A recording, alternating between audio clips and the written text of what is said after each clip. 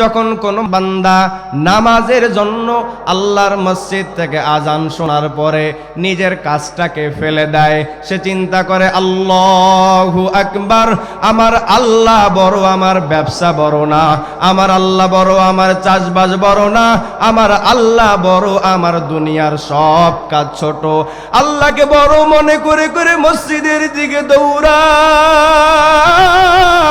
এরপরে মসজিদে গিয়ে ওযু করে করে আল্লাহ তাআলার সামনে দাঁড়ায় নিয়ত বাঁধে আল্লাহু আকবার, যার অর্থ হলো আমার আল্লাহ বড়, আমার আল্লাহ বড়। নামাজের নিয়ত বাঁধা মনের মালিক, আমার কোনো বড়ত্ব নাই, আমার কোনো অহংকার নাই, আমার কোনো পাওয়ার প্রতিপত্তি নাই, সব চাইতে বড় আমার আল্লাহ। নামাজের নিয়াত বাঁধার পর সানা পরে সুবহানাকাল্লাহুম্মা ওয়া বিহামদিকা, ও আল্লাহ আপনি পবিত্র, আপনি পবিত্র, আমি নাফরমান অহংকার করে করে অপবিত্র হয়ে গেছি। ও আল্লাহ, আমি অহংকার ভিতরে ঢুকাইয়া আমার অন্তরকে নাপাক বানাইছি, কিন্তু আপনি আল্লাহ পবিত্র। এরপরে যখন সূরা কেরাত পড়ার পর রুকুতে চলে যায়, রুকুতে গিয়ে গিয়েও ওই বান্দা তাসবিহ পড়ে সুবহানা রাব্বিয়াল আযীম, সেখানেও আল্লাহ তাআলার পবিত্রতা ঘোষণা করে। আমার আল্লাহ ডাক দিয়া বলে, রে গোলাম, তুমি আমাকে পবিত্র বললেও আমি পবিত্র, তুমি আমাকে পবিত্র না বললেও আমি পবিত্র, কিন্তু তুমি বারবার বারবার আমি আল্লাহকে পবিত্র বলার কারণে আমি আল্লাহ তোমার অপবিত্রতাকে দূর করে করে তোমাকে পবিত্র বানায়া দিলাম। এরপরে যখন সেজদায় চলে যাবেন, সেজদায় গিয়ে গিয়ে আল্লাহকে ডাক দিয়া বলবেন, ও দয়ার মালিক, আপনি তাকায়া দেখেন আমার অহংকারী মাথাটা নিচে নামাইতে নামাইতে এই সবচাইতে সম্মানিত জায়গা কপাল, এই কপালটাকে একেবারে মাটির সাথে লাগাইয়া দিলাম রে আল্লাহ। ও আল্লাহ, আমার ভিতরে যত বড়ত্ব আছে দূরে সরাইয়া দেন।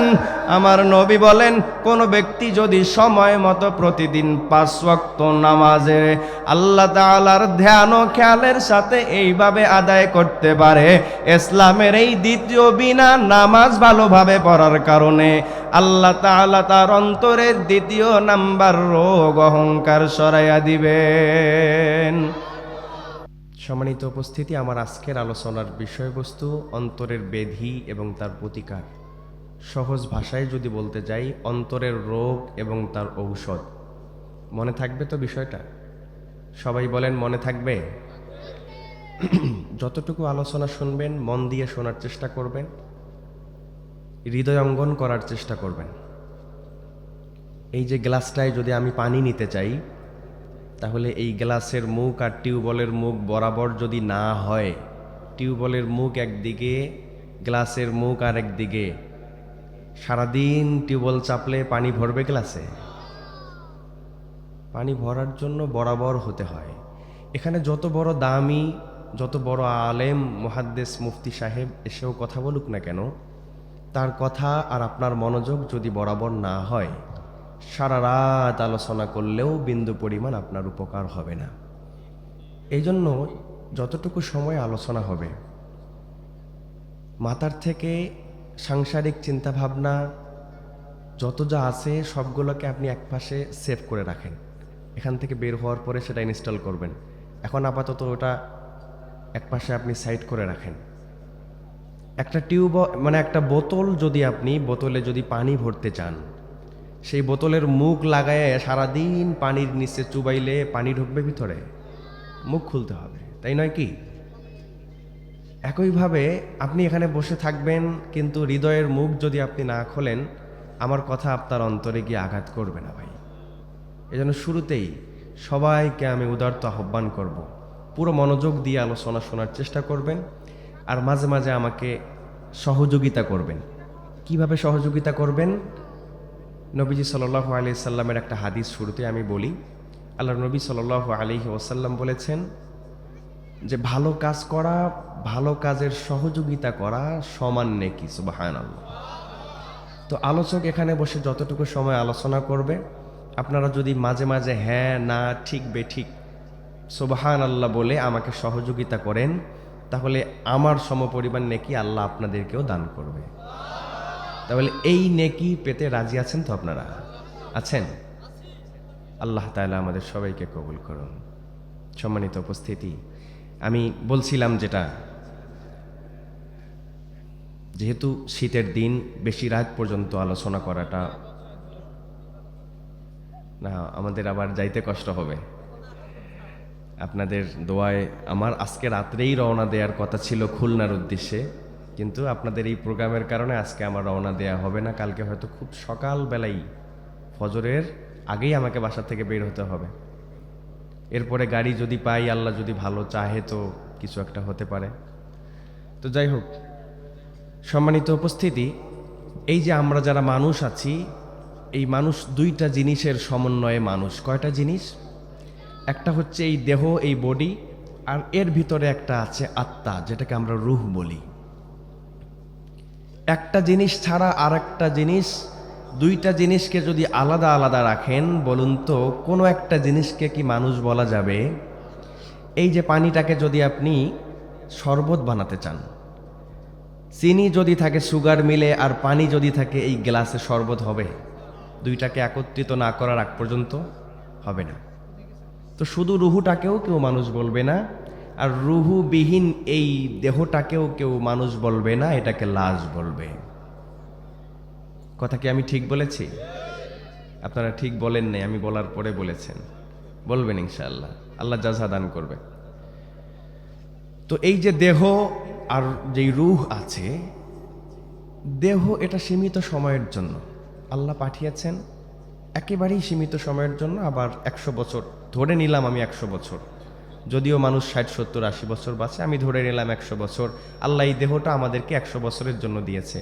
আর রূহের সৃষ্টি হয়েছে, সব রূহগুলোকে একই সাথে একইভাবে একই জায়গায় সৃষ্টি করেছেন। এরপরে পর্যায়ক্রমে এক এক করে আল্লাহ দুনিয়ায় পাঠিয়েছেন। কিন্তু রূহের কখনো মৃত্যু হয় না। কি হয় না? আল্লাহ রূহের জগতে রূহকে বানিয়েছেন, এরপরে বাবার মাধ্যমে মায়ের গর্ভে পাঠিয়েছেন, সেখান থেকে আবার দুনিয়ায় এনেছেন, দুনিয়া থেকে আবার কবরে নেবেন। কবরে নেয়ার পর রূহটা হয়তো ইল্লিন অথবা সিজ্জিনে যাবে, সেখান থেকে হাসরের ময়দানে উঠবে, সেখান থেকে জান্নাত অথবা জাহান্নামে যে যেরকম কাজ করবে সে সেই জায়গাতেই যাবে। কিন্তু খেয়াল করবেন, রূহের কখনো মৃত্যু হয় না, রূহ শুধু স্থানান্তরিত হয়, এক জায়গা থেকে আরেক জায়গায় যায়, মৃত্যু হচ্ছে না। মৃত্যু হয় শুধুমাত্র এই বডিটার, এই দেহটার মৃত্যু হয়। এই দেহটা 60, 70, 80 বছর পরে আবার গিয়ে মাটিতে রেখে দেয়, মাটির দেহ মাটিতেই খেয়ে ফেলে। কিন্তু আপনারা অবাক হবেন, আমরা যদি অসুস্থ হই, আমরা যদি রোগাক্রান্ত হই, আমরা কি করি? শুরুতে পড়লে চিকিৎসকের কাছে যাই, সেখানে গিয়ে ট্যাবলেট, স্লাইন, যদি ভালো না হয় কুড়িগ্রাম জেলা পর্যায়ে যাই, সেখানে গিয়েও যদি ভালো না হয় বিভাগীয় পর্যায়ে যাই, সেখানে গিয়েও যদি ভালো না হয় ঢাকা পিজি হসপিটালে যাই, সেখানে গিয়েও যদি সুস্থ না হয় দেশের বাইরে পর্যন্ত চিকিৎসার জন্য যায় না। এমন কি আমি দেখেছি, আপনারাও দেখেছেন, যে এই শারীরিক সুস্থতার জন্য নিজের সর্বোচ্চ যেই ভিটা বাড়িটা আছে, জমি আছে, এটা পর্যন্ত বিক্রি করে দেয় কি? তো দেখেন, যেই দেহটাকে অল্প দিনের জন্য আল্লাহ পাঠিয়েছেন, এই দেহটার সুস্থতার জন্য কত চেষ্টা প্রচেষ্টা আমাদের। একটু অসুস্থ হয়ে গেলেই এই দেহটার পিছনে কত টাকা আমরা খরচ করি। কিন্তু যেই আত্মা, যেই রূহ, যেটা সবসময় থাকবে, মৃত্যু নাই, শুধু স্থানান্তরিত হবে, এবং আল্লাহ তাআলা কখনো শরীরের উপরে বিবেচনা করে জান্নাত দিবেন না, আল্লাহ জান্নাত দিবেন রূহের উপরে বিবেচনা করে। কার অন্তর কত ভালো, কার অন্তর কত পরিষ্কার, কার অন্তরে আল্লাহ তাআলার তাকওয়া, মহাব্বত আর ভালোবাসা আছে, তার জন্য পরকালীন জীবনে সেই লেভেলের জান্নাত থাকবে। তো এবার বলেন তো দেখি, রূহের উপরে ডিপেন্ড করে আল্লাহ জান্নাত দিবেন না বডির উপরে? রূহের উপরে।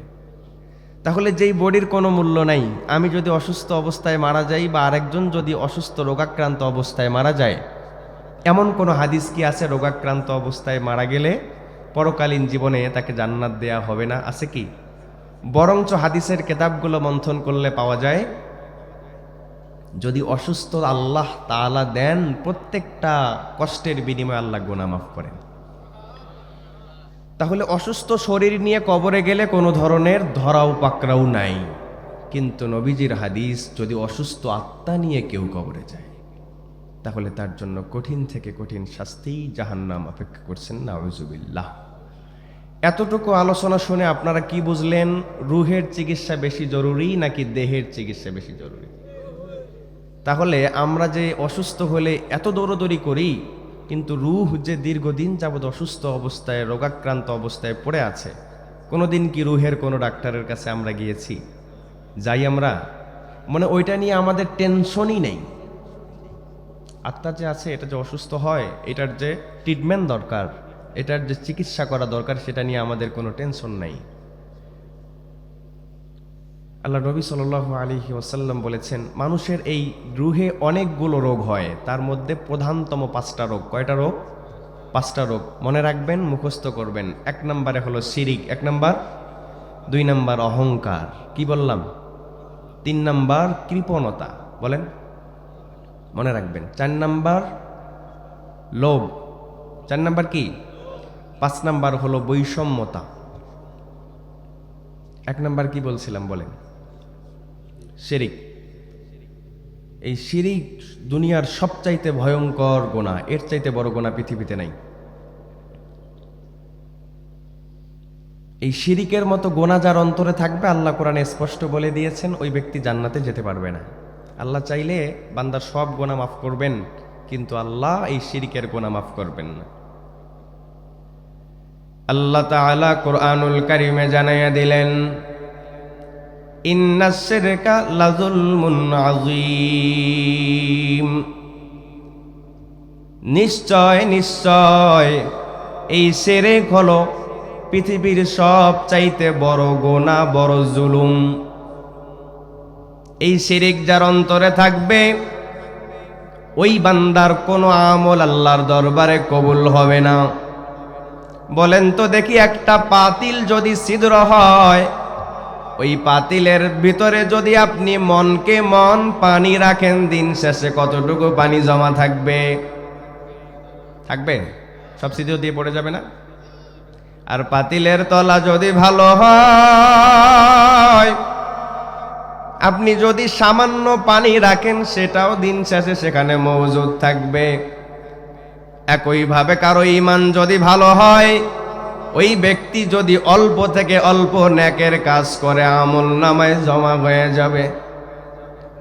আর কারো অন্তরে যদি ঈমান পরিপূর্ণ না থাকে, শিরকের ছিটা ফোঁটা থাকে, ওই বান্দা যত নেক আমল করুক না কেন, কোনো দাম নাই, কোনো লাভ নাই। কারণ আল্লাহ তাআলা জান্নাতে যাওয়ার জন্য প্রথম শর্ত দিয়েছেন ঈমান। আল্লাহর বন্ধু হওয়ার জন্য প্রথম শর্ত দিয়েছেন ঈমান।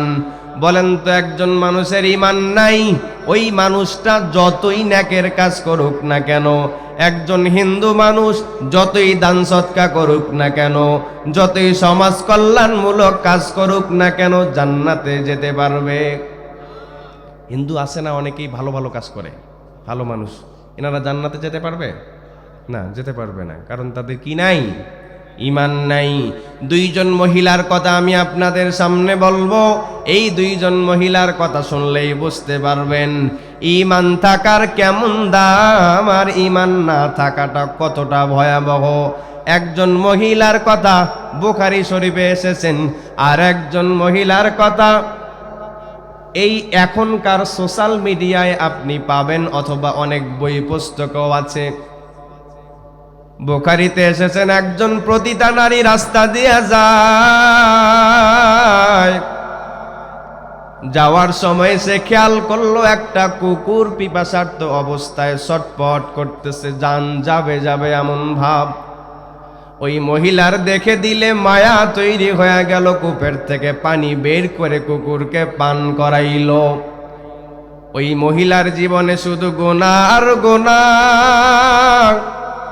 দেহ ব্যবসা করে, পতিতা বিক্রি করে এমন একজন মহিলা, কিন্তু কুকুরকে পানি খাওয়ানোর পর আল্লাহ তাআলা তার এই আমলটা এত বেশি পছন্দ করেছেন, আল্লাহ এর বিনিময়ে তাকে জান্নাত দিয়ে দিয়েছেন। আর একজন মহিলার কথা বলবো, তার নাম হলো মাদার তেরেজা। এই মাদার তেরেজা সারা জীবন মানব সেবায় নিজেকে নিয়োজিত করে দিয়েছিলেন। খুব ভালো করে বুঝবেন, একজন মহিলা সারা জীবন পতিতা বিক্রি করেছেন একবারের জন্য। পৃথিবীর সর্বনিকৃষ্ট জীব কুকুরের সেবা করেছে একদিনের জন্য। কিন্তু আর একজন মহিলা সারা জীবন পৃথিবীর সর্ব উৎকৃষ্ট জীব মানুষের সেবা করেছেন। এই মানুষের সেবা এমন ভাবে করলেন, সাংবাদিকরা প্রশ্ন করলো, আপনি কেন বিবাহ করেন নাই? উনি বলল, রে ভাই, আমি যদি বিবাহ করি আমার স্বামীকে সময় দেয়া লাগবে, আমার সন্তানকে সময় দেয়া লাগবে, আর আমি মানুষের সেবা করতে পারবো না। অতএব আমি স্বামী সংসারের পিছনে যেই সময়টা দেব সেটা আমি আমার মানব সেবায় নিয়োজিত করে দিব। কিন্তু ওই মহিলা মারা যাওয়ার পর নাম শুনে তাকে ইমানদার মনে হয় নাকি বেঈমান মনে হয়? কেমন ইমানদার? মাদার তেরেজা কি ইমানদার? তার ইমান ছিল না, সে মুসলিম ছিল না। এই যে সারা জীবন মানব সেবায় নিজের জিন্দেগিটাকে কাটাইয়া দেওয়ার পর মরণের পর বলেন তো দেখি জান্নাতে যাবে না জাহান্নামে যাবে? নিঃসন্দেহে জাহান্নামে। তার কারণ তার কি নাই? ইমান নাই। ইমান থাকার কারণে অল্প নেকি দিয়াও জান্নাতে যাওয়া যায়। ইমান না থাকার কারণে পৃথিবীর সর্বশ্রেষ্ঠ মাখলুক মানব সেবা করেও জান্নাতে যাওয়া যায় না। ও আল্লাহর গোলাম, এই ইমানে যদি প্রবলেম হয়ে যায়, ইমান যদি দূষিত হয়ে যায়, ইমান যদি আমাদের কলুষিত হয়ে যায়, তাহলে আমাদের আমল করে কোনো লাভ নাই। এই এক নাম্বার রোগ অন্তর থেকে সরানো লাগবে কিনা?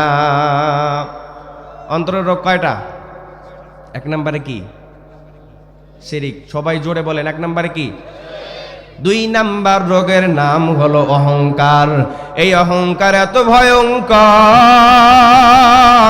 নবী আমার ডাক দিয়া বলেন, ও দুনিয়ার মানুষেরা, যার ভিতরে সরিষার দানা পরিমাণ অহংকার থাকবে ওই বান্দা কখনো জান্নাতে প্রবেশ করতে পারবে না। যার ভিতরে অহংকার থাকবে তার জায়গা জান্নাতে হবে না। জান্নাতের ভিতরে অহংকার করার কারণে আল্লাহ ইবলিসকে সারা জীবনের জন্য জাহান্নামী বানায়া দিয়েছিল। নবী আমার ডাক দিয়ে বলে, ওরে উম্মতের দল, যারা দুনিয়াতে অহংকারী হবে ওই মানুষগুলোকে কিয়ামতের ময়দানে আল্লাহ তাআলা পিঁপড়ার মতো ছোট ছোট আকৃতিতে উঠাবে। শুধু তাই না রে মুমিন, আল্লাহ জাহান্নামের ফেরেশতাদেরকে ডাক দিয়া দিয়া বলবেন, ও জাহান্নামের ফেরেশতারা, ওই অহংকারীদের হাতে জাহান্নামের শিকল লাগাও। আর তাদেরকে টানতে টানতে ওই জাহান্নামের একটা জেলখানার নাম হবে বুলাস নামক জেলখানা। ওই জেলখানায় শুধুমাত্র অহংকারীদেরকে নিক্ষেপ করা হবে।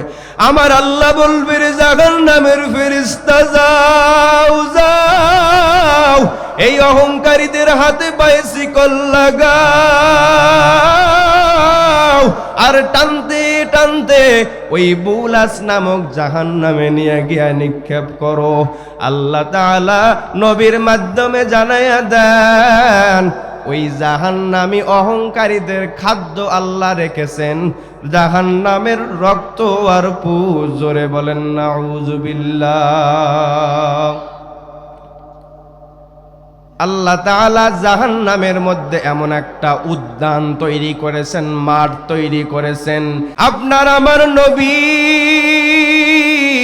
রাহমাতাল লিল আলামিন যখন নবুয়ত পাইলেন, নবুয়ত পাওয়ার পর তিনি যখন দাওয়াত দেয়া শুরু করে দিলেন, এবার মানুষেরা বলে এটা আবার কেমন নবী, আমাদের মতোই খায়, আমাদের মতোই ঘুমায়, আমাদের মতোই বাজার করে, আবার আমাদের সাথেই চলে, এই মানুষ আবার কেমনে নবী হতে পারে? এমন করে করে যারা নবীদের সাথে অহংকার করেছিল, এটা হলো দ্বিতীয় নাম্বারের অহংকার, তাকাব্বুর আলান্নাস, তাকাব্বুর আলাল মুরসালিন। 3 নাম্বার তাকাব্বুর আলান নাস। দেখবেন সমাজে এমন কিছু মানুষ আছে যারা অল্প কিছু টাকার মালিক হয়ে গেলে অহংকারের কারণে আর পাও 2টা জমিনে পড়তে চায় না, নিজেকে বড় বড় মনে করে, মানুষের সাথে খারাপ আচরণ করে। এমন মানুষ আছে না নাই? আছে, অহংকারী মানুষ আছে না? নিজেকে কি মনে করে সে নিজেও জানে না। আল্লাহ তাআলা বলে, রে গোলাম, অহংকার করবি না, অহংকার করবি না, কারণ অহংকার হলো আমি আল্লাহর চাদর। এই যে এখানে একটু আগে হুজুর এসেছিল, বলেন তো আপনাদের মধ্যে কেউ যদি হুজুরের চাদর ধরে টানাটানি করায়, এটা বেয়াদবি না আদব? যদি হুজুরের চাদর ধরে টানলেই বেয়াদবি হয়, আল্লাহ তাআলার চাদর ধরে টানাটানি বেয়াদবি নাকি মহা বেয়াদবি? আমার নবী জানাইয়া দেন, ওরে উম্মতের দল, অহংকার হলো আল্লাহর চাদর, এই চাদর ধরে তোমরা টানাটানি করবা না। কি নিয়ে অহংকার করবে রে মুমিন? ওই কবরস্থানের দিকে তাকাও, গিয়া দেখো কবরস্থানে তোমার চাইতে বেশি সম্পদওয়ালা শুয়ে আছে, অভাব নাই। তোমার চাইতে অনেক সুন্দর চেহারার অধিকারী শুয়ে আছে, অভাব নাই। তোমার চাইতে অনেক পাওয়ারফুল মানুষ শুয়ে আছে, অভাব নাই। তাদের দুনিয়ায় এখনো পর্যন্ত ব্যাংক ব্যালেন্স আছে, বিঘা বিঘা জমি আছে, তাদের সন্তান সন্তানাদি পাওয়ার প্রতিপত্তি এখনো আছে। এই কিছুই কবরে নিয়ে যাওয়ার সুযোগ কি হয়েছিল? তাহলে কি নিয়ে অহংকার করেন? কিছুই যখন নিতে পারবেন না, তো অহংকারটা কি নিয়ে করেন আপনি বলেন আমাকে? যেই জমি জামা নিয়ে, টাকা পয়সা নিয়ে অহংকার করেন, সেটা কি নিয়ে যাওয়ার সুযোগ আছে? জমি জামা বেশি থাকলে কবরে একটু শাস্তি কম হবে এমন হাদিস আছে, আয়াত আছে। তাহলে আপনি অহংকার করার কারণটা কি? এই জন্য অহংকার করবেন না, অহংকার থাকলে জান্নাতে যেতে পারবেন না। 3 নাম্বার রোগ কি বলেছিলাম দেখি মনে আছে কিনা? কারো মনে নেই? কৃপণতা। কি? প্রথম থেকে আবার। 1 নাম্বার রোগ শিরিক, বলেন। 2 নাম্বার রোগ অহংকার, 3 নাম্বার রোগ কৃপণতা। কৃপণতা বোঝেন তো? কিপটে বলে না, কিপটে মানুষ। এই কিপটেমি হলো একটা অন্তরের রোগ। দেখবেন সমাজে এমন কিছু মানুষ আছে যাদের হাতও শক্ত, মনও শক্ত, হাতও খুলতে চায় না, মনও খুলতে চায় না। মাদ্রাসাওয়ালারা আসলে দিতে চায় না, মসজিদওয়ালারা আসলে দিতে চায় না। আবার গরিব দুঃখী মানুষও যদি সাহায্য চাইতে আসে, বলে মাফ করেন, সামনে যান, আছে না? এটাও হলো অন্তরের একটা ভয়ঙ্করতম রোগ। এই রোগ যার অন্তরে থাকবে, নবী আমার জানায়া দেন, সে যদি এমন বড় আল্লাহর ওলি হয় যে আসমান দিয়ে বাতাসের সাথে উড়ে বেড়ায়, পানির উপর দিয়ে হেঁটে যায়, তারপর ওই বান্দা জান্নাতে যেতে পারবে না। নবী আমার হাদিসে মুবারাকায় জানায়া দেন, আস-সাখিয়্যু, যে ব্যক্তি দানশীল হবে, করিবুম মিনাল্লাহ, ওই ব্যক্তি আল্লাহ তাআলার কাছাকাছি। আস-সাখিয়্যু করিবুম মিনাল্লাহ, করিবুম মিনাল জান্নাহ, করিবুম মিনান নাস, বাঈদুম মিনাল নার। নবী আমার জানায়া দেন, যেই ব্যক্তি দানশীল হবে, বখিল হবে না, কৃপণ হবে না, কিপটে হবে না, ওই ব্যক্তি করিবুম মিনাল্লাহ, ওই ব্যক্তি আল্লাহ তাআলার কাছাকাছি। করিবুম মিনান নাস, সেই ব্যক্তি মানুষের কাছাকাছি। করিবুম মিনাল জান্নাহ, জান্নাতের কাছাকাছি। বাঈদুম মিনান নার, জাহান্নাম থেকে অনেক দূরে। সুবহানাল্লাহ বলবেন না? তাহলে দানশীল হবেন। দানশীল হলে আল্লাহর কাছাকাছি, মানুষেরও কাছাকাছি, জান্নাতেরও কাছাকাছি। কোন জিনিসের দূরে? জাহান্নাম থেকে দূরে। আর যে ব্যক্তি বখিল হবে, নবী আমার জানায়া দেন, বাঈদুম মিনাল্লাহ, আল্লাহ তাআলার থেকে দূরে, বাঈদুম মিনাল জান্নাহ, জান্নাত থেকে দূরে, বাঈদুম মিনান নাস, ওই ব্যক্তিগুলো মানুষের থেকেও দূরে, করিবুম মিনান নার, ব্যক্তিগুলো জাহান্নামের কাছে। এখন বলেন তো, আমরা যারা আছি হাত শক্ত করে রাখি, মন শক্ত করে রাখি, এই মানুষগুলোর কি জান্নাতে যাওয়ার সুযোগ আছে? এই জন্য এই রোগটা অন্তর থেকে সরাতে হবে। যখন আপনি কিছু নিয়েই যেতে পারবেন না, তখন আপনি কৃপণ হয়ে কি করবেন? এত শক্ত করে ধরে রেখে করবেনটা কি? এগুলো নিয়ে যাবেন সাথে? নিয়ে যাওয়া যাবে? পৃথিবীর আজ পর্যন্ত কোনো প্রাইম মিনিস্টার, কোনো ক্ষমতাসীন কোনো দিন কোনো ব্যাংক ব্যালেন্স স্বর্ণ রৌপ্য নিয়ে যেতে পেরেছে? তাহলে আপনি এই যে শক্ত করে ধরছেন, ছাড়তেই চান না মোটে, এগুলো করবেন কি আপনি? বলেন আমাকে। আল্লাহ রাস্তায় দান করতে থাকেন, হাতটা খোলেন, মনটা খোলেন, আল্লাহ রাস্তায় দিতে থাকেন। আল্লাহর নবী বলেন, আল্লাহ রাস্তায় দিলে আল্লাহ তাআলা দুনিয়াতেই 10 গুণ বাড়াইয়া দেয়। কয় গুণ? কয় গুণ বাড়ায়? যাক, আলোচনা লং করার কোনো রকম সুযোগ নেই। 4 নাম্বার রোগ বলেছিলাম লোভ। এই লোভ এতটা ভয়ঙ্কর, দুনিয়ায় দেখবেন যতগুলো অপরাধ হয় তার প্রধানতম কারণ হলো এই লোভ। চুরি হয় লোভের কারণে, ডাকাতি হয় এই সম্পদের লোভের কারণে, ভাইয়ের সাথে ভাইয়ের সম্পর্ক ছিন্ন হয়ে যায় এই লোভের কারণে। আছে নাকি এই এলাকায়? আছে না? সামান্য জমির লোভের কারণে বড় ভাইয়ের সাথে ছোট ভাইয়ের সম্পর্ক ছিন্ন হয়ে যায়, বোনের সাথে ভাইয়ের সম্পর্ক ছিন্ন হয়, প্রতিবেশীর সাথে প্রতিবেশীর একটা বড় দ্বন্দ্ব লেগে যায়। এই জন্য এই লোভ নামক রোগ যেহেতু সব গুনাহের মূল, এই লোভটাকে অন্তর থেকে সরানো লাগবে কিনা। 5 নাম্বার রোগ হলো বৈষম্যতা। দেখবেন সমাজে কিছু মানুষ আছে, ওই মানুষগুলো সব সময় শুধু নিচু মানুষগুলোকে হেয় প্রতিপন্ন করে, নিচু মনে করে, সাধারণ মানুষকে দাম দেয় না। দেখবেন 2টা কামলা নিয়েছে, শুধু খ্যাট খ্যাট খ্যাট খ্যাট করে। কামলাদের সাথে আছে এই এলাকায় এরকম, হজ করে আসছে কিন্তু হাজি সাহেব, কিন্তু কামলা নিলে এই যে তার খারাপ ব্যবহার, মানুষই মনে করে না কামলাকে। সে একটু টাকার মালিক হয়েছে, ছোট মানুষগুলোকে সে হেয় প্রতিপন্ন করে। শিক্ষা অর্জন করেছে, জ্ঞানী হয়েছে, অশিক্ষিত মানুষগুলোকে ছোট মনে করে। একটু পাওয়ার প্রতিপত্তি আছে, দুর্বল মানুষগুলোকে হেয় প্রতিপন্ন করে। এইটা হলো অন্তরের আরেকটা রোগ। এই রোগাক্রান্ত অন্তর নিয়ে আল্লাহ তাআলার জান্নাতে যাওয়া যাবে না। জান্নাতে যাওয়ার জন্য এই অন্তর থেকে রোগগুলো সরানো লাগবে কিনা? আমার আলোচনা কি বুঝে আসতেছে আপনাদের? বুঝে আসতেছে? রোগ কয়টা বলেন তো? 5টা। 1 নাম্বারে কি? 2 নাম্বার? 3 নাম্বার? হায় মাশাআল্লাহ, আপনারা দেখি সব মুখস্থ করে ফেলছেন। না, আল্লাহ তাআলা আপনাদের মস্তিষ্কে বারাকা দান করুক, আমিন।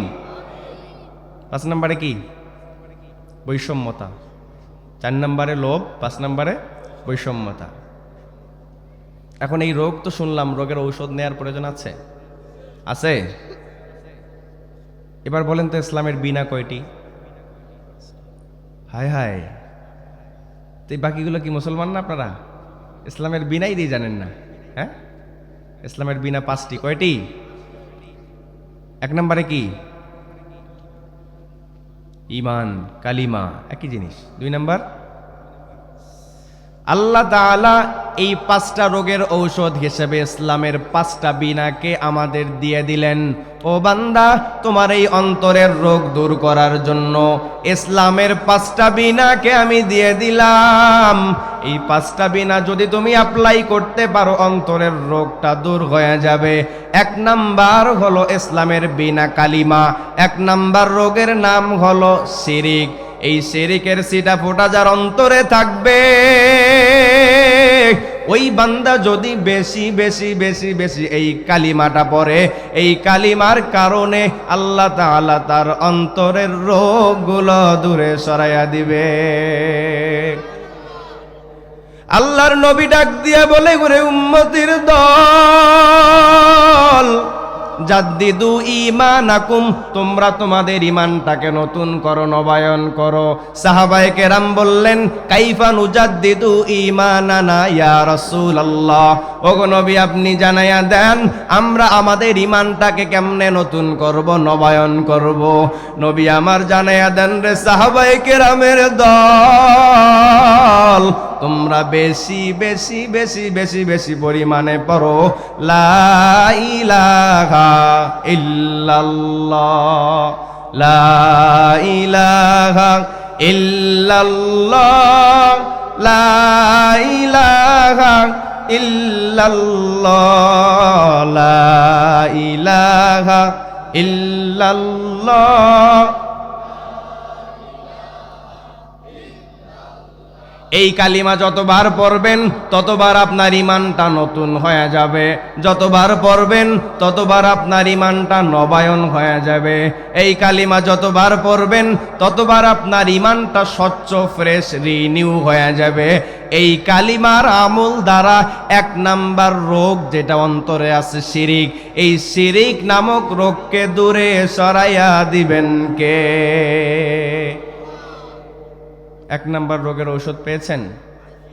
যদি আমার জামার উপরে ময়লা লাগে, আমি বাজার থেকে ডিটারজেন্ট পাউডার, ব্লিচিং পাউডার একত্রিত করে যদি আমি কিছুক্ষণ ঘষতে থাকি, ঘষতে ঘষতে আস্তে আস্তে ময়লাটা রিমুভ হয়ে যায়, বিলুপ্ত হয়ে যায়। নবী আমার জানায়া দেন, ওরে উম্মতের দল,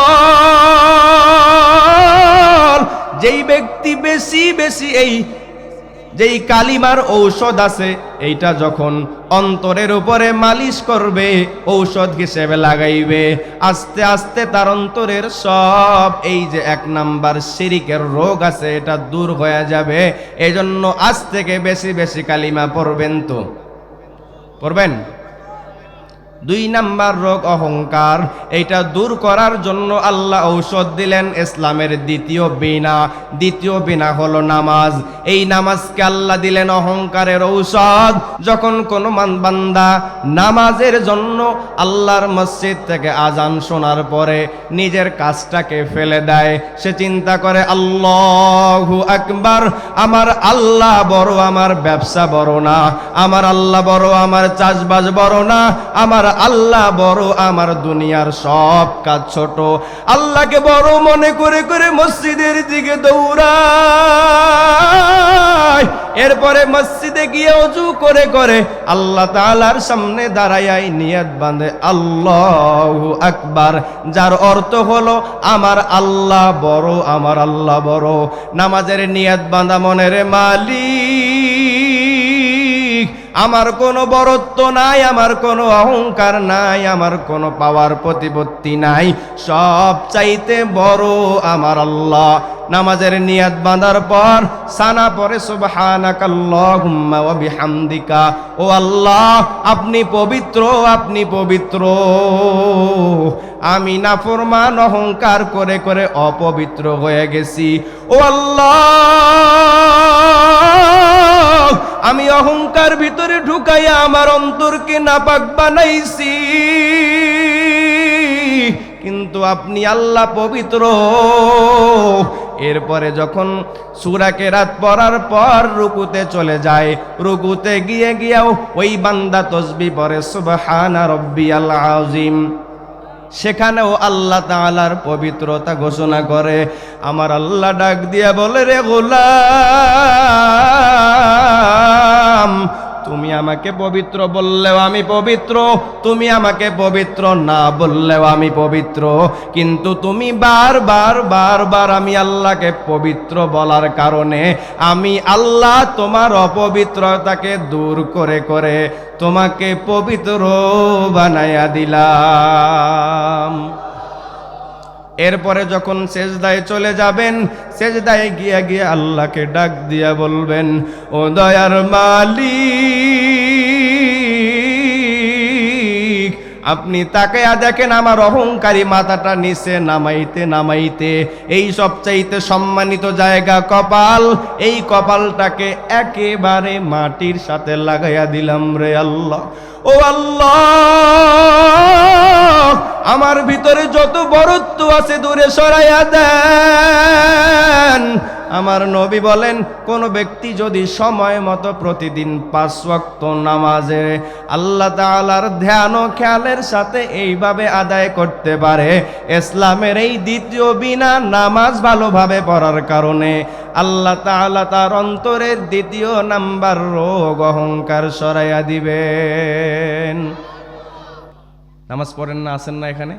অনেক আছেন। নামাজ হচ্ছে কিসের রোগ, কিসের ঔষধ?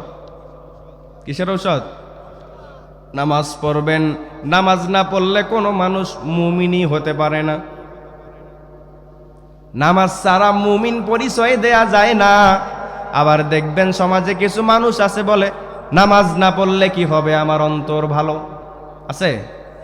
হায় হায়, আল্লাহ তাআলা ইসলামের দ্বিতীয় বিনাকে অন্তরের দ্বিতীয় রোগের ঔষধ বানায়া দিলেন। এই ঔষধ যে ব্যক্তি ভালোভাবে অ্যাপ্লাই করতে পারবে, আল্লাহ তাআলা তার অন্তর থেকে 2 নাম্বার রোগটা দূরে সরাইয়া দিবেন। 3 নাম্বার ঔষধ, ইসলামের তৃতীয় বেনার নাম কি বলেন দেখি? ইসলামের তৃতীয় বেনা কি? রোগ কৃপণতা, ঠিক আছে, মাশাআল্লাহ। রোজা না, জাকাত। কি? জাকাত। রোজাটাকে আমরা আগে বলি, কিন্তু এরপরে মূলত জাকাতটাই আগে। জাকাত হলো 2 প্রকার। 1 নাম্বার নফল জাকাত, 2 নাম্বার হলো ফরজ জাকাত। 1 নাম্বারে ফরজ জাকাত, 2 নাম্বারে নফল জাকাত। আল্লাহ তাআলা এই ইসলামের তৃতীয় বিনাকে অন্তরের তৃতীয় রোগ কৃপণতা দূর করার জন্য ঔষধ দিয়ে দিলেন। আল্লাহ বলেন, ওরে গোলাম, তুমি যখন প্রথমে ফরজ জাকাত তোমার উপরে যদি হয়, ফরজ জাকাত গুলো দিয়ে দিবা। এরপরে নফল জাকাত কেমনে দিবা? যে কোনো সময়ে যে কেউ তোমার কাছে আসুক না কেন, যদি সাহায্য চায়, মাদ্রাসাওয়ালারা আসলে তুমি ফেরত দিবা না, মসজিদওয়ালারা আসলে ফেরত দিবা না, অসহায় মানুষগুলো আসলে ফেরত দিবা না। এইভাবে যদি তুমি অল্প অল্প করে আল্লাহ রাস্তায় দান করতে থাকো, তুমি তোমার হাত খুলতে থাকো, তুমি তোমার মন খুলতে থাকো, আল্লাহ এই আমলটার কারণে তোমার অন্তর থেকে তৃতীয় নাম্বার রোগটা সরাইয়া দিবেন। 4র্থ নাম্বার রোগ হলো লোভ। এই লোভের জন্য আল্লাহ তাআলা ইসলামের 4র্থ বিনা রোজাকে দিয়ে দিলেন। আল্লাহ বলেন, ওরে গোলাম, তোমার ভিতরে লোভ হওয়ার কারণে তোমার মন শুধু খাই খাই খাই খাই করে, হালাল হারাম চেনে না, সুদ ঘুষের টাকা চেনে না, অবৈধ বৈধ বোঝে না, শুধু খাইতেই চায়, শুধু খাইতেই চায়। আমার আল্লাহ বলেন, তোমার এই খাওয়া বন্ধ করার জন্য আমি আল্লাহ 4 নাম্বার ইসলামের বিনা রমজানের রোজাটা তোমার উপরে ফরজ করে দিলাম। এই রমজান মাসের রোজা তোমাকে রাখতে হবে সারাদিন, আমার ভয়ে তুমি কিছু খাইতে পারবা না। হালাল খাবারটাও তোমার উপরে হারাম, তোমার ঘরের হালাল স্ত্রীটাও দিনের বেলা তোমার জন্য হারাম। ও বান্দা, আমার ভয় অন্তরে নিয়ে নিয়ে যখন তুমি খাবার থেকে দূরে থাকবা, স্ত্রী থেকে দূরে থাকবা, এই যে একটা প্র্যাকটিস হবে আল্লাহর ভয়ের কারণে, স্ত্রী থেকে দূরে থাকা, হালাল খাবার থেকেও দূরে থাকা, যখন এই প্র্যাকটিসটা তুমি করবা, তখন রমজানের বাইরে গিয়ে হারাম খাবার থেকে আমার ভয় তোমাকে দূরে সরাইয়া দিবে। যদিও আপনাদের বোঝার সহজের জন্য বিস্তারিতভাবে বলা যেত, কিন্তু আমি আন্তরিকভাবে দুঃখিত, বিস্তারিতভাবে বলতে পারছি না সময় স্বল্পতার কারণে। বুঝে নেবেন ইনশাআল্লাহ। 5 নাম্বার যেই রোগ আছে, বৈষম্যতা। দেখবেন এই রোগটা বেশিরভাগ মানুষের ভিতরে হয় যাদের টাকাওয়ালা, যাদের টাকা বেশি, সম্পদ বেশি, তারা গরিব মানুষগুলোকে হেয় প্রতিপন্ন করে। এই জন্য এই রোগ দূর করার জন্য আল্লাহ তাআলা 5 নাম্বার ইসলামের বিনা হলো হজ। আল্লাহ ওই টাকাওয়ালাকে বললেন, রে টাকাওয়ালা, টাকা হওয়ার কারণে যদি তোমার ভিতরে বরত্ব তৈরি হয়ে যায়, সম্পদ হওয়ার কারণে যদি তুমি মানুষগুলোকে ছোট ছোট মনে করতে চাও, শোনো শোনো, তুমি এই টাকাগুলোকে খরচ করে করে হজের জন্য টিকিটটা কাটো, তুমি হজের জন্য রওনা হয়ে যাও। দেখবেন একটা মানুষ যখন হজের জন্য যাওয়ার নিয়ত করে সব কিছু ওকে হয়ে যায়। ওই মানুষটা যতই অহংকারী হোক না কেন, রাস্তা দিয়ে চলার সময় মানুষের যাকেই দেখা পায় হাত ধরে ধরে বলে, রে ভাই, আমি তো নিয়ত করেছি এইবার হজে যাব, এইবার আল্লাহর ঘর দেখতে যাব, আমি আমার সব কিছু ছেড়ে যাব, জানি না আর ফেরত আসতে পারবো কিনা। যদি তোমার সাথে খারাপ আচরণ করে থাকি তুমি আমাকে মাফ করে দিও রে ভাই, যদি তোমার সাথে কষ্টদায়ক কোনো আচরণ করে থাকি মাফ করে দিও। আমার আল্লাহ বলে, রে গোলাম, ওই যে আমার কালো ঘরের ওখানে যাও, গিয়া দেখো সেখানে সাদা চামড়ার অধিকারী অনেক মানুষ আছে, কালো চামড়ার অধিকারী মানুষ আছে, বিভিন্ন রঙের ঢঙের কালারের মানুষ আছে, তাদের সাথে মিশে মিশে মাথার চুলগুলো ফেলাইয়া দাও, শরীরের থেকে সুন্দর সুন্দর কাপড়গুলো খুলে ফেলো, কাপনের মতো একটা কাপড় প্যাচ দাও, এরপরে আমাকে ডাক দাও, আল্লাহুম্মা লাব্বাইক। ও আল্লাহ, তাকায়া দেখেন আমি আপনার ঘরের সামনে হাজির হয়ে গেছি রে আল্লাহ, আমি আমার সন্তান সাল্লাম, আমার স্ত্রী সাল্লাম, আমার সংসার সাল্লাম, আমি এগুলোর কাছে আর ফেরত যেতে পারবো কিনা জানি না রে মালিক। আমার আল্লাহ বলেন, এইভাবে যদি আমার ঘরের সামনে গিয়া আমাকে তুমি ডাকতে পারো, এইভাবে হজ করতে পারো, তাহলে এই হজের কারণে আমি আল্লাহ তোমার জীবনের মধ্যে যেই 5 নাম্বার রোগ আছে, বৈষম্যতা, এইটাকে আমি আল্লাহ দূর করে দিব। খুবই সংক্ষেপে আর 3টা ওষুধ, 5টা রোগের 5টা ওষুধ পাইছেন? খুবই সংক্ষেপে আর মাত্র 3টা ওষুধ, স্পেশাল 3টা অ্যান্টিবায়োটিক ওষুধের কথা বলেই আমার আলোচনা শেষ।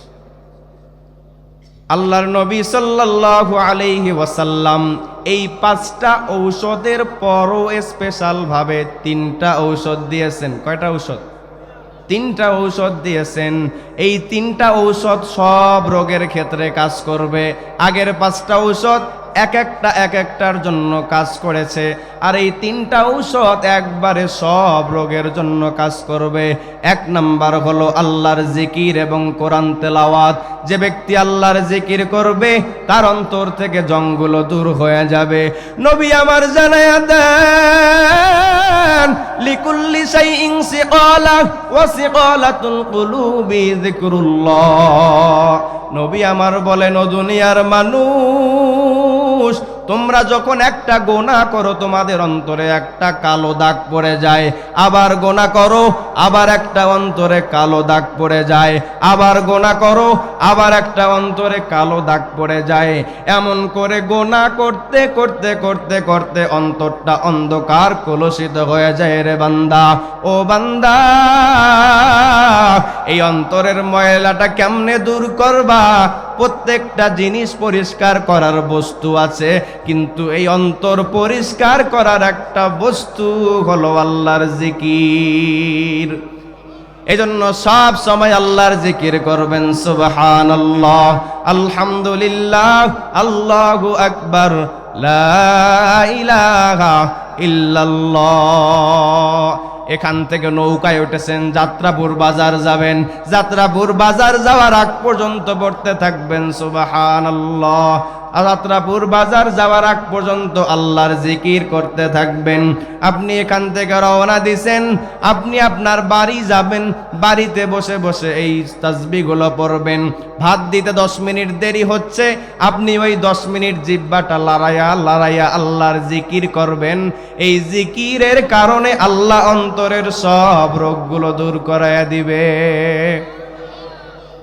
করতে রাজি আছেন তো?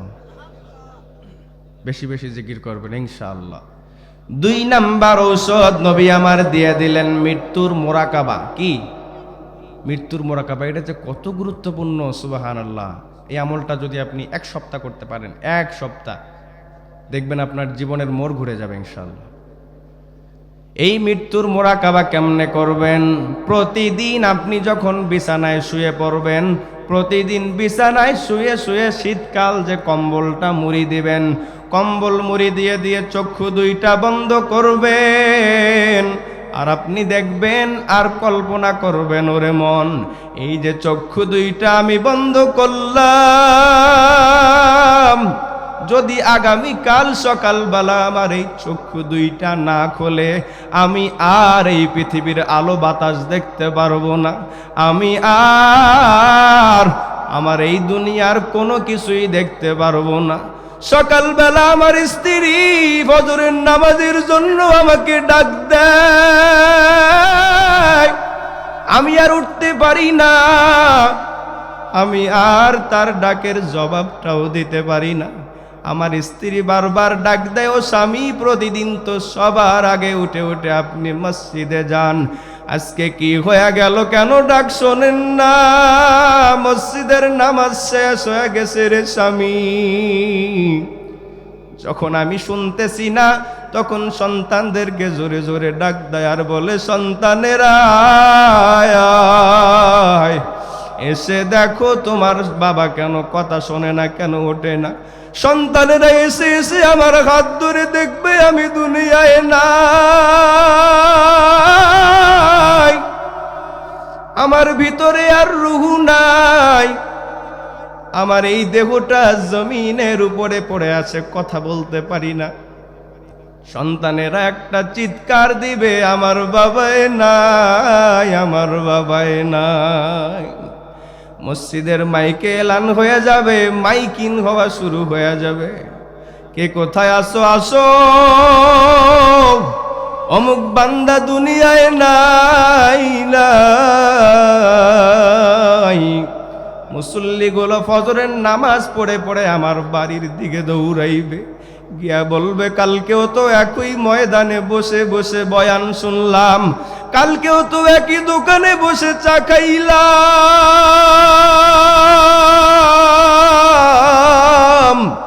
ও ভাই আজকে কোন দেশে পাড়ি জমাইলি? মুখের উপর থেকে চাদরটা সরাইয়া সরাইয়া দেখতে থাকবে আর বিদায় জানাবে। এইদিকে সন্তানটা ঢাকায় থাকে, সন্তানকে খবর দেওয়ার জন্য ফোন করা হবে, ও সন্তান, তোমার বাবা দুনিয়ায় নাই নাই। ওই পার থেকে সন্তানটা চিৎকার দিয়ে বেহুশ হয়ে যাবে, কি বলে আমার বাবায় নাকি নাই। সন্তানটা দৌড়াইবে শেষবারের মতো বাবাকে দেখার জন্য, ভালো গাড়ি দেখবে না, খারাপ গাড়ি দেখবে না, যেটাই পাইবে সেটাতেই উঠে যাবে। বারবার বাড়িতে ফোন করে বলবো, রে এলাকার মানুষ, আমি যাওয়ার আগে আমার বাবাকে দাফন দিবা না, আমি যাওয়ার আগে আমার বাবাকে কবরে ঢুকাইবা না। এরপরে মানুষগুলো আমার মেয়ের বাড়িতে ফোন করে করে বলবে, ও মেয়ে কোথায় তুমি, আসো আসো, তোমার বাবা দুনিয়ায় নাই নাই নাই। মেয়েটা পাগলের মতো দৌড়াইবে, মোবাইলটা ফেলাইয়া দিবে আর বলবে, প্রতি মাসে আমার বাবা আমার চেহারা দেখার জন্য আমার বাড়িতে আসতো,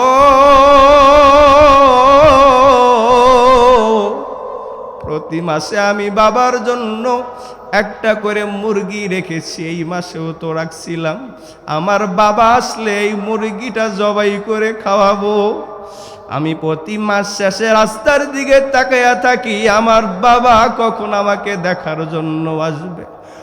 এইভাবে যদি আমরা প্রতিদিন মৃত্যুর মোরাকাবা করি, দেখবো আমার চোখের গন্ডি বেয়ে বেয়ে গরম জলের ফোঁটাগুলো টপ টপ টপ টপ করে পড়তেছে। নবী আমার বলে, রে মানুষ, এইভাবে যদি প্রতিদিন মৃত্যুর মোরাকাবা করতে পারো, অন্তর থেকে আল্লাহ তাআলা অন্তরের রোগ দূর করে দিবেন। 3 নাম্বার ঔষধ হলো কবর জিয়ারত। এই কবর জিয়ারত বেশি বেশি করবেন। নবী আমার জানায়া দেয়, যেই সন্তান প্রতি সপ্তাহে পিতামাতার কবর জিয়ারত করে, ওই সন্তানের নামটা আল্লাহ তাআলা আল্লাহর নেক বান্দাদের খাতায় উঠায়া নেয়। 3 নাম্বার রোগ হলো এই, 3 নাম্বার ঔষধ হলো কবর জিয়ারত। এই কবর জিয়ারত বেশি বেশি করবেন, বেশি বেশি করবেন। আপনার সন্তানটাকে সাথে নিবেন, ভাতিজা ভাতিজিকে সাথে নিবেন, আপনার আশেপাশের যেই বাচ্চাগুলোকে সাথে নিবেন। প্রতি সপ্তাহে বাবার কবরে যাবেন, মায়ের কবরে গিয়ে জিয়ারত করবেন। তাহলে লাভ হবে 2টা। 1 নাম্বার, আপনার বাচ্চা দেখে দেখে শিখবে, আমি যদি মারা যাই, আমার বাবা যদি মারা যায়, এইভাবে প্রতি সপ্তাহে সপ্তাহে বাবার কবরে যাওয়া লাগবে। আর যদি বছরে বছরে জিয়ারত করেন, তাহলে সন্তানেরা দেখে দেখে শিখলো। শুধুমাত্র সবে কদর আর লাইলাতুল বারাতের দিনেই বাবা মার কবর জিয়ারত করা লাগবে। কেমনে কবর জিয়ারত করবেন? প্রথমেই পিতামাতার কবরের পাশে গিয়ে দাঁড়াবেন। দাঁড়ায়া প্রথমেই দোয়া করার দরকার নাই, ওই কবরের দিকে শুধু তাকায়া থাকবেন। প্রথম ওই কবরের দিকে তাকায়া চিন্তা করবেন, রে মন, এই কবরে আমার বাবাকে ঢুকাইলাম, কতদিন হয়ে গেল সেই বাবাকে দেখার সৌভাগ্য হয় নাই। ছেলেটা বিদেশে থাকে, জামাইটা সৌদিতে থাকে, আর একটা ভাতিজা দুবাইতে থাকে। প্রতিদিন মোবাইল খুললেই তাকে দেখতে পারি। কিন্তু মাকে কবরে ঢুকাইলাম, ওই বাবাকে কবরে ঢুকাইলাম, আজ পর্যন্ত কোনো সংবাদ পাই নাই, কেমন আছে তাও জানি না। ওই কবরের পাশে দাঁড়ায়া দাঁড়ায়া মায়ের স্মৃতিচারণ করার চেষ্টা করবেন, বাবার স্মৃতিচারণ করার চেষ্টা করবেন। দেখবেন আস্তে আস্তে চোখের কোণায় পানি জমা হচ্ছে। তখন আপনি আল্লাহর দরবারে 2টা হাত বাড়াইয়া দিবেন, দিয়া ডাক দেবেন, রে মালিক, রব্বির হামহুমা কামা রব্বায়ানি সগীরা। এইভাবে যদি আপনি কবর জিয়ারত করতে পারেন, আপনার পিতামাতাকেও আল্লাহ মাফ করে দিবেন। আর আপনার অন্তরে যেই জং আছে, যেই রোগ আছে, যেই ব্যাধি আছে, এই ব্যাধি দূর করে আল্লাহ তাআলা আপনাকে রোগ মুক্ত একটা সুন্দর ফ্রেশ অন্তর দিয়ে দিবেন।